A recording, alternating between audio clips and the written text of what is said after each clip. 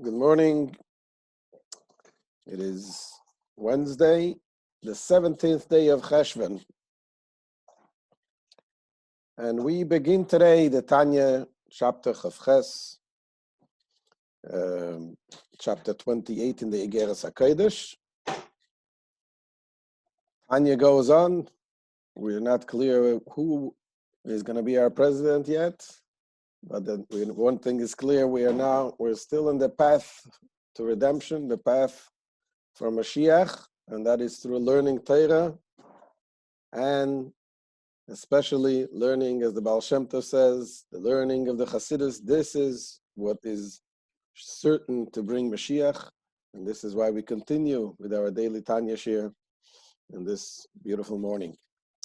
So in the chapter Chav Ches, chapter 28 of Igeret הקדש, it is a new letter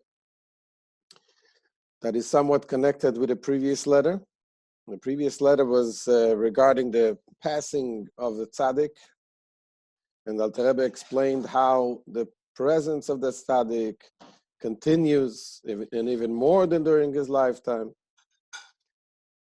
as we explained in length in the last 5 days.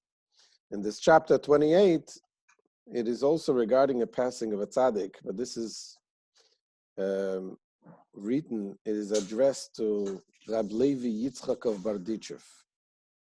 Levi Yitzchak of Barditchev was a colleague of the Alter Rebbe, a holy man, and he was also a mechutin. He's a relative by marriage, through marriage. The Alter Rebbe's granddaughter married the Reb Levi Yitzchak's grandson, and the Alter Rebbe and Reb Levi Yitzchak had a tragedy. He had 3 sons. One of them, Reb Meir, passed away in a young age. Reb Meir was a holy man in his own rights. And his father, Reb Levi Yitzchak, also quotes him in his book, the Kedushas Levi. And the Alter Rebbe wrote a letter to Reb Levi Yitzchak to console him on the passing of his son. And here the Alter Rebbe goes into depth into explaining the special thing, what happens, the passing of a tzaddik, the good thing that happens, the result, the forgiveness, and so on. So let's begin chapter 28 in Igeret הקדש.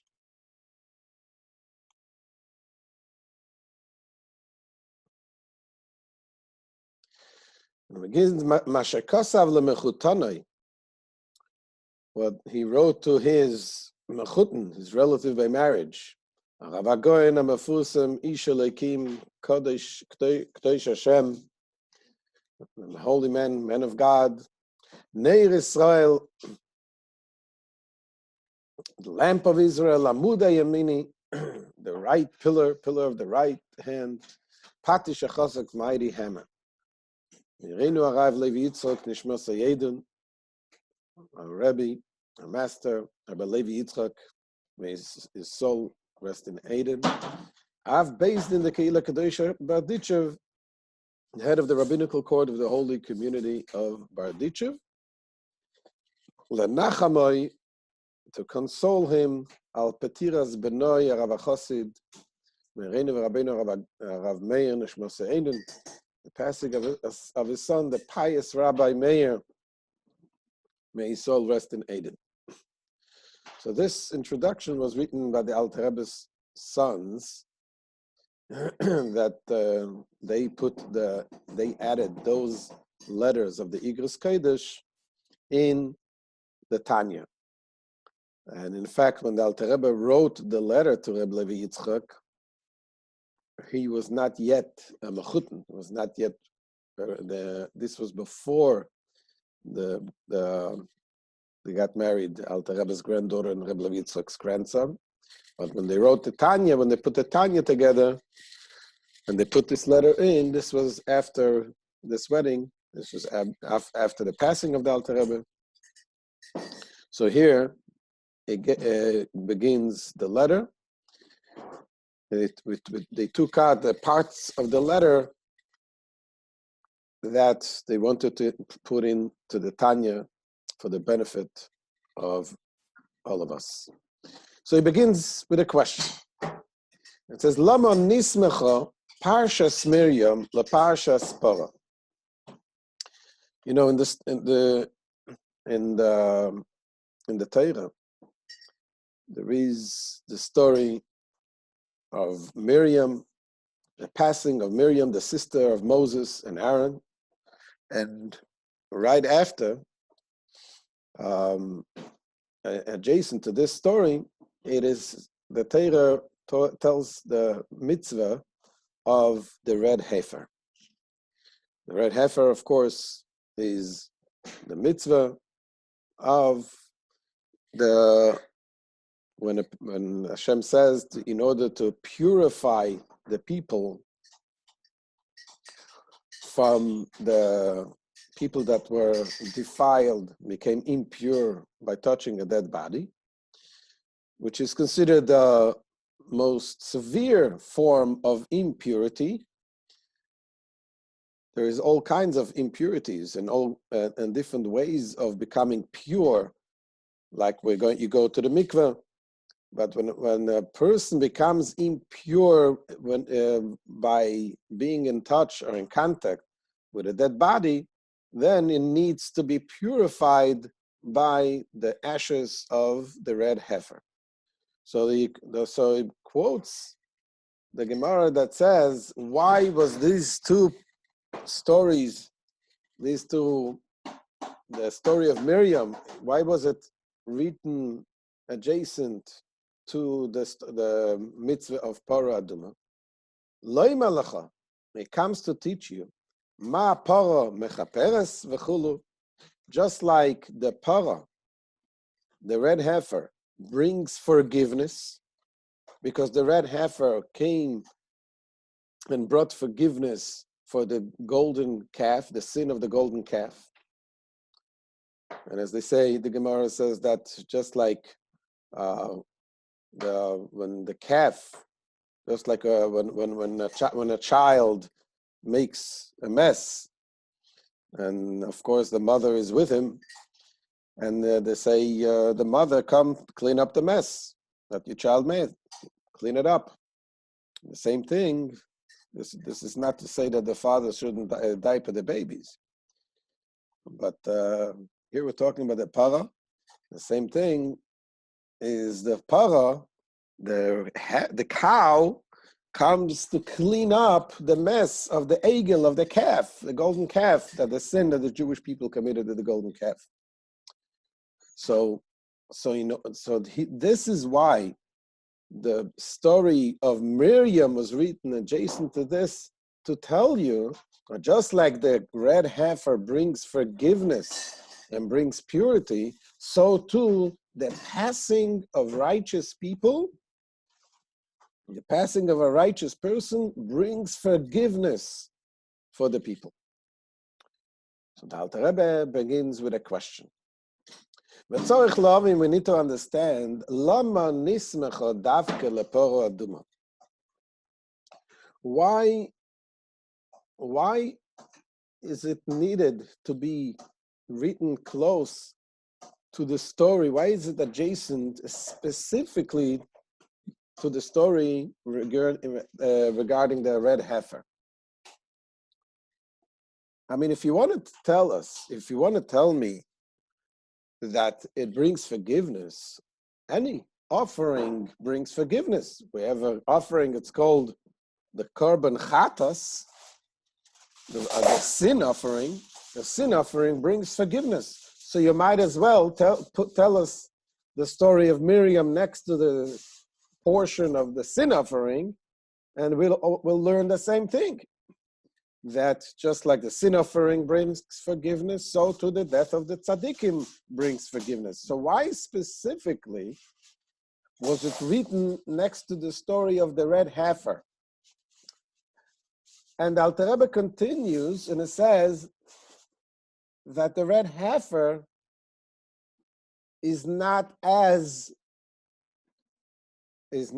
special, it is not as good as as a regular sin offering, because this red heifer was prepared outside of the 3 camps.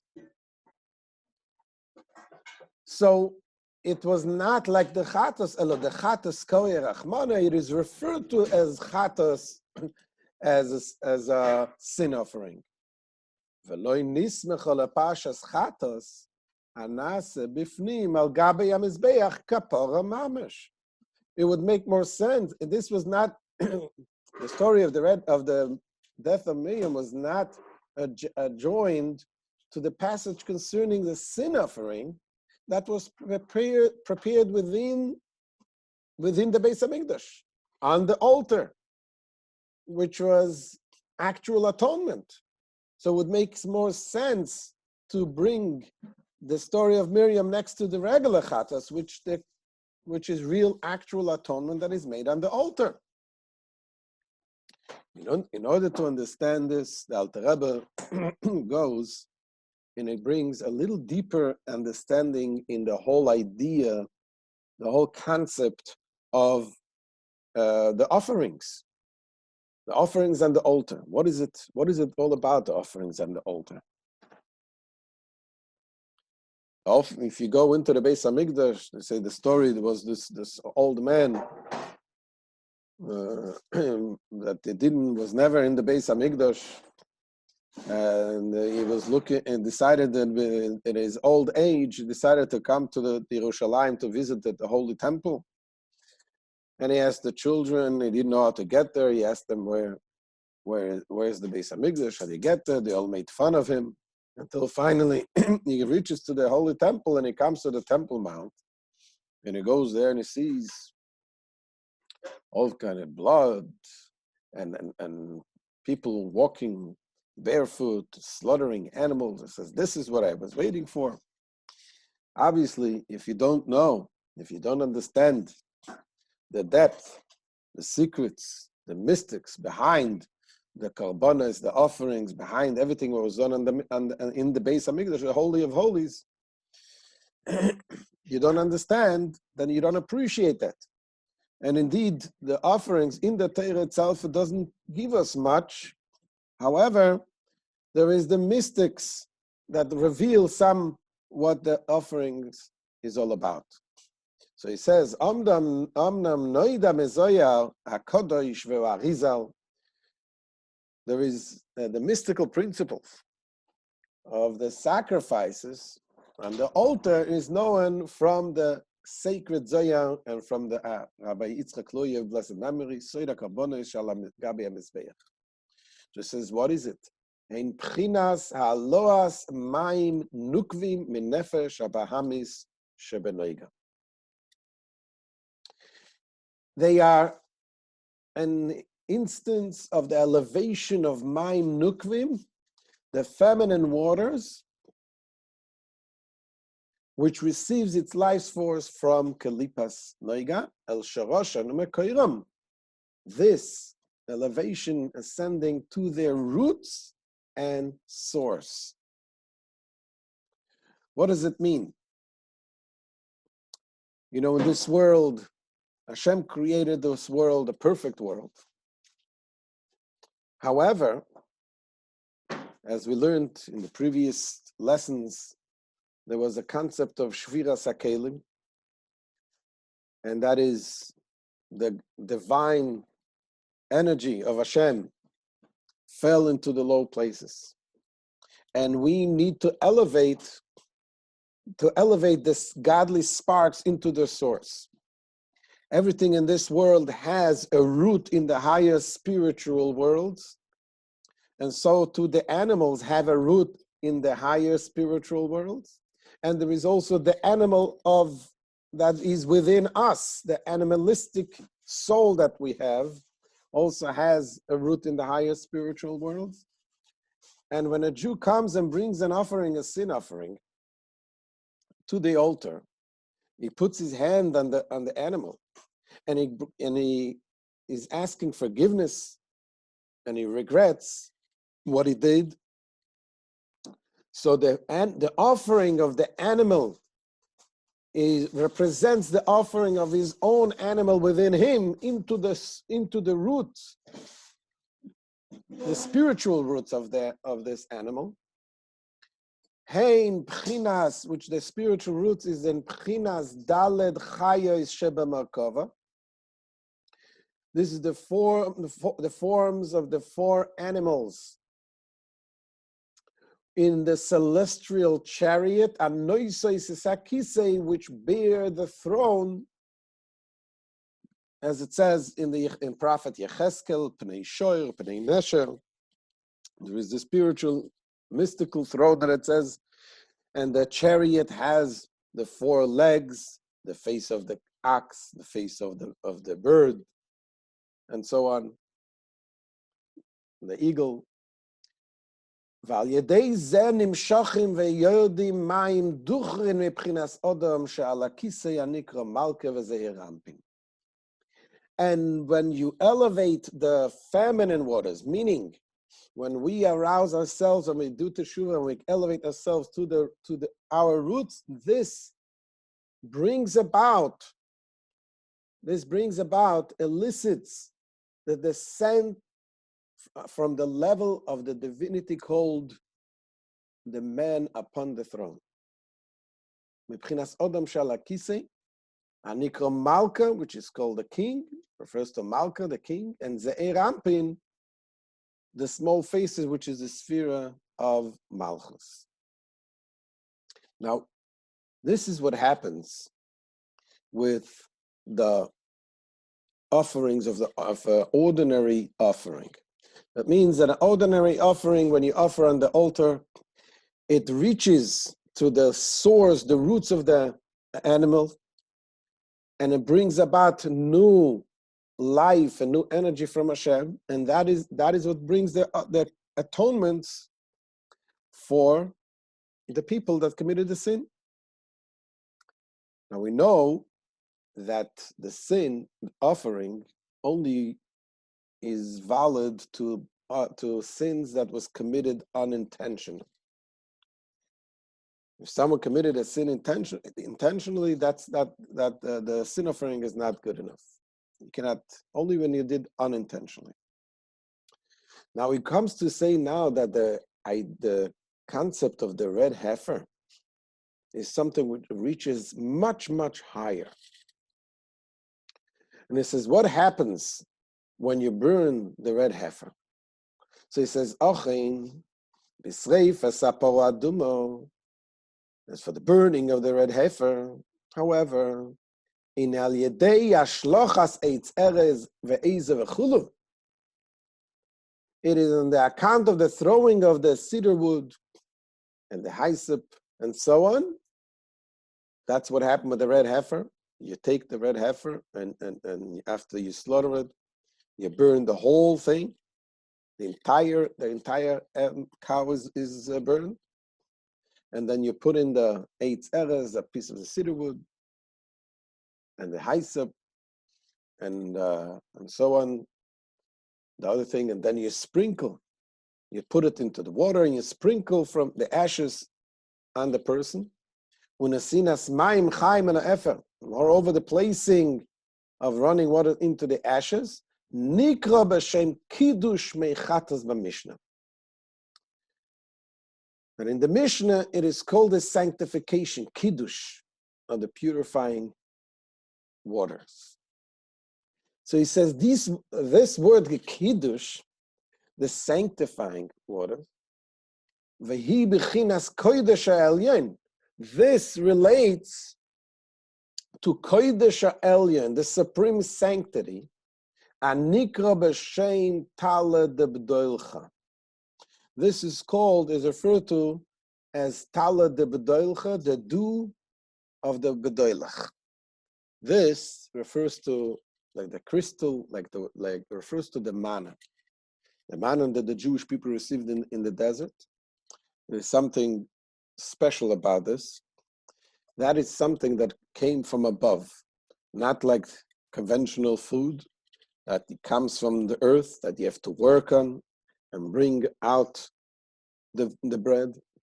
The thing that comes, the manna comes from above, in a way that the work of the people does not affect the bringing of this manna. And the same thing, he says, the concept of the kiddush, the sanctification of the meichatas, that happens through the red heifer, it reaches to a point where a person cannot reach on his own. It comes purely from above. HaKodesh, as it is written in the Holy Zohar,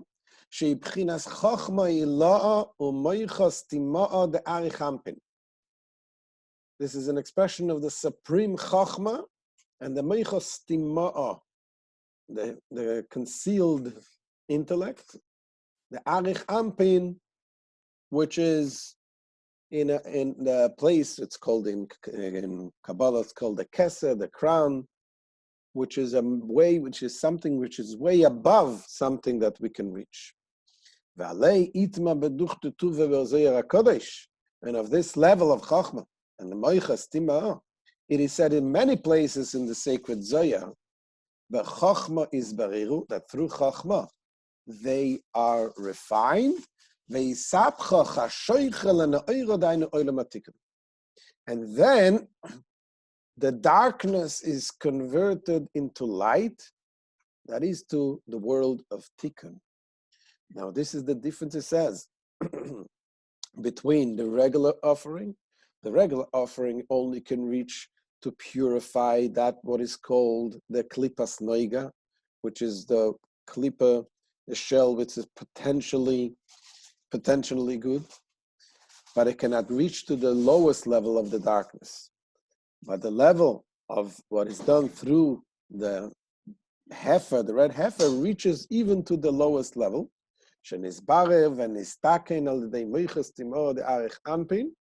which becomes refined and rectified by means of Moicha Stima of Arich Ampin,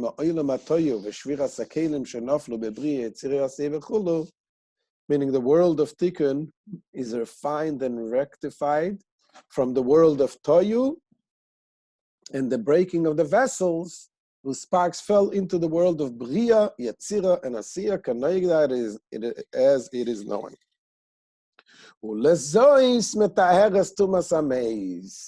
And this is why the red heifer purifies from the defilement contracted by contact with a corpse. And that impurity is called the grandfather of impurities. Even though the corpse is the ultimate degree of impurity and far, far lower than that of Noiga.